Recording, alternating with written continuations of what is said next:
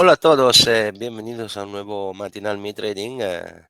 Como ya sabéis, hoy vamos a tener la llegada de Trump al gobierno de la Casa Blanca y antes de dar un poco de perspectiva, análisis, problemática, etcétera, me gustaría hablar de otro tema. Empezamos este año dando un corte un poco distinto al matinal, porque la idea que tengo también es tocar también temáticas que a lo mejor son un poco olvidadas o no se conocen. Y como tal, me gustaría hablar un poco de algunas cosas, porque una temática, pues tendremos tiempo luego cuando ya Trump ha hecho todo su trabajo, tendremos tiempo para poder ver con calma digamos, las temáticas y veremos un poco, digamos, efectivamente los efectos en el mercado. Para esto, obviamente, lo hablaremos, digamos, nel podcast del martes. Hoy quiero solamente tocar una temática un poco más importante, que es la de los bancos regionales. ¿Por qué quiero tocar esta temática? Porque los bancos regionales americanos, que fueron un problema en el 2021, están volviendo a ser un problema. Proprio porque hoy el mercado estará cerrado por el Martin Luther King, que en realidad estará abierto a media jornada, pero repito, habrá movimiento no tan limpio y habrá que tener cuidado, ¿no? Pero este argumento necesita un poco de atención. ¿Cuáles son los riesgos que llegan de los bancos regionales americanos? Estas bancos están atravesando otra vez una fase de grande vulnerabilidad financiera, porque su exposición al sector inmobiliario comercial y la detención de bono gubernamental, que como sabemos el valor ha disminuido mucho por la subida de los tipos de interés a largo plazo, están llevando un momento muy delicado para esos bancos.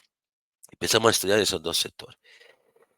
Hablamos del sector inmobiliario comercial. Eso representa una de las componentes más importantes, las carteras de préstamo de estos bancos regionales.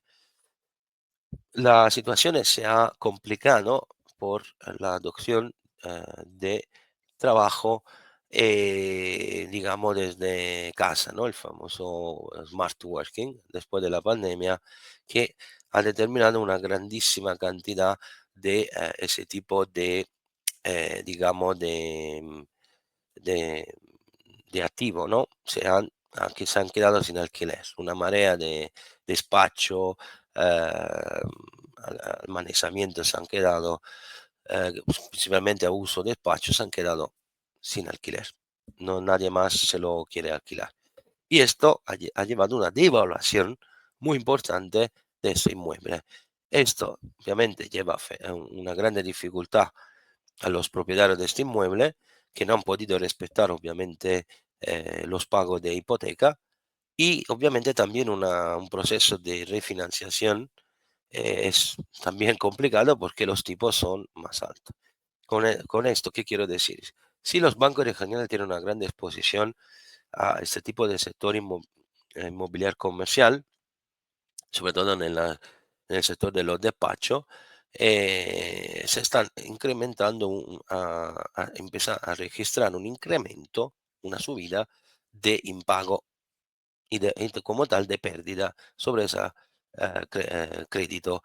Un análisis en Estados Unidos nos dice que el 14% de 3.000 billones de dólares de préstamo es prácticamente, ¿cómo puedo decir? Está con el agua al cuello. Lo digamos así de una forma muy sencilla, porque término técnico no sirve en esa casa.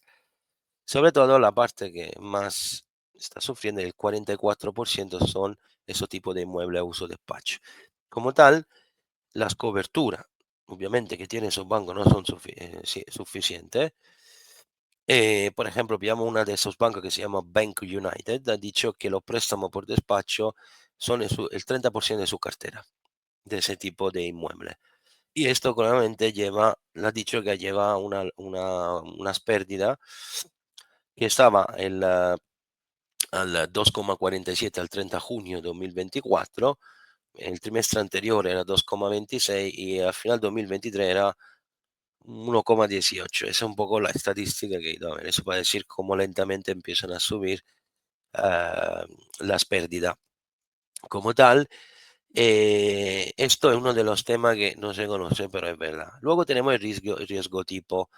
Ya sabemos que esos bancos en general invierten mucho en bono gubernamental a largo plazo con tipo muy bajo. Con la subida de esos tipos, el valor de esta, es verdad que tú cobras más de interés, pero el valor, porque esto está escrito al balance, el valor de estos bonos ha disminuido. Y claro, eso en un balance se llama pérdida no realizada. Como tal, perdóname, el escenario es muy preocupante porque estos bancos tienen una cuota muy alta de esas obligaciones. Como tal, podrían, y aquí llega un problema importante, estar obligadas a vender esos tipos de activos a precio inferior a su valor de compra. Porque en ese caso lo tendrían que hacer porque necesitarían liquidez, así sumando una grande pérdida y se van a quemar automáticamente lo que se llama capital de vigilancia, porque lo tendrán que utilizar y como tal se pondrían en un apuro y esto obviamente llevaría una depreciación en más de ese valor de los bonos que tienen esos bancos y suben los costes de refinanciación automáticamente por los hipotecarios de los inmuebles comerciales. Y esto incrementa obviamente el riesgo de quiebra. ¿Ok? Si el valor del inmueble sigue perdiendo valor automáticamente, destruye la garantía por ese préstamo y sube automáticamente la pérdida por los bancos. Todas esas combinaciones, intentando hacerlo muy rápido, lleva automáticamente a una reducción del retorno de la empresa, del banco y su solidez patrimonial. Y como tal, esos bancos regionales pueden tener un efecto devastante por el sector. ¿Por qué? Y ahora vamos a ver. Si yo tengo una gran exposición en estos sectores inmobiliarios o cualquier cosa, ¿no? Y este sector está en riesgo. Si yo debo subir la reserva para cubrir esas pérdidas, mi capacidad líquida de recomprar acciones para mantener el título en bolsa tranquilo es limitada y además influye negativamente sobre los retornos. Y con la subida de tipo y la depreciación del valor del inmueble, y esos propietarios no tienen problemas de refinanciar ese inmueble, subiendo el riesgo de quiebra, se lleva otro elemento de inestabilidad. ¿Ok? Como tal, esto lleva un problema enorme. ¿Ok? Es verdad que están empeñando un poco a cubrir ese tipo de pérdida, por ejemplo, reduciendo la exposición en ese tipo de sector y pasando, no sé, a préstamo comercial o industrial, reforzando así el capital de la empresa. ¿Ok? También se evita de vender rápidamente todo esto porque llevaría problema a la imagen de ese tipo de activo. Venderlo tan rápido lleva un problema de imagen al banco y están esperando, obviamente, si la Fed puede reducir un poco los tipos. Y esto podría dar al menos un respiro sobre los precios de venta. Y como tal, se está actuando una gestión prudencial de riesgo a la espera de la voluntad de la Fed y adaptarse a cómo el mercado está evolviendo. Ahora, ¿cuál es la pregunta pero clave en todas estas situaciones? ¿Y si esperar no fuese propiamente la elección correcta?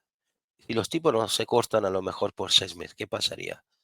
Pues la situación se complicaría, ¿ok?